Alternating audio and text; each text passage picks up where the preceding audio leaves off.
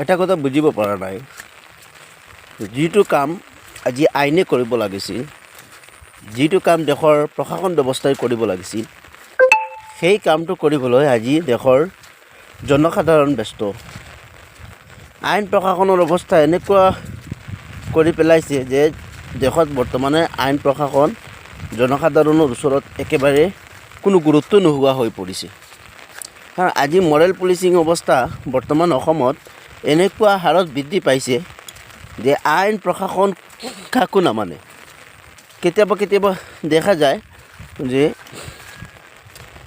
আইন প্ৰশাসনৰ মানুহৰ ওচৰত মানুহকো অত্যাচাৰ কৰে সাধাৰণ ৰাইজে। কেতিয়াবা দেখা যায় সাধাৰণ ৰাইজৰ মাজতো অত্যাচাৰ চলি আছে।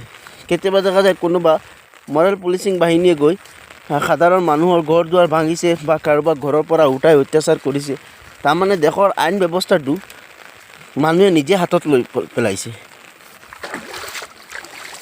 এনেকুৱা অৱস্থা হৈছে আজিকালি দেশত আইন নমনা অৱস্থাত মানুহ পৰিণত হৈছে। নাজানো কাৰ পৰিপ্ৰেক্ষিতত এনেকুৱা অৱস্থা হৈছে যে মানুহে আইন কানুন আৰু সৰু ডাঙৰ ভাৱ বিচাৰ সকলো এৰি গৈছে। আৰু এনেকুৱা অৱস্থা অহাৰ পিছত দেশখনত শান্তি সম্প্ৰীতি সকলো বিনষ্ট হোৱাৰ দিশত গতি কৰিছে। এই অৱস্থাটো পুনৰাই ঘূৰি অহাটো বৰ জটিল আৰু সমস্যাৰ পৰিণত হ'ব। কাৰণ যিখন দেশত আইন প্ৰশাসন নমনা অৱস্থা হয় জনসাধাৰণৰ, সেইখন দেশৰ মানুহৰ ক্ষতি হোৱাটো একদম স্বাভাৱিক। গতিকে লাহে লাহে মানুহ নিজৰ ক্ষতিৰ দিশে গতি কৰি আছে, মানুহ নিজৰ ধ্বংসৰ দিশে গতি কৰি আছে। মানুহে আইন প্ৰশাসন আৰু নিয়ম নীতি সংবিধান এইবিলাক সকলো মানুহে পাহৰি যাব লগা অৱস্থা হৈছে। এইখিনি মানুহৰ ওপৰত দেশৰ আইন ব্যৱস্থাই, দেশৰ প্ৰশাসন ব্যৱস্থাই কঠোৰৰ পৰা কঠোৰ সিদ্ধান্ত ল'ব লাগে আৰু ইহঁতক যাতে পুনৰাই এনেকুৱা কাৰ্য অন্য কোনেও নকৰে বা ইহঁতেও নকৰে। আৰু ইহঁতৰ এই শাস্তি দেখি যাতে অন্য কোনেও এনেকুৱা অৱস্থা নকৰে তাৰ ব্যৱস্থা দেশৰ আইন প্ৰশাসনে ল'ব লাগে।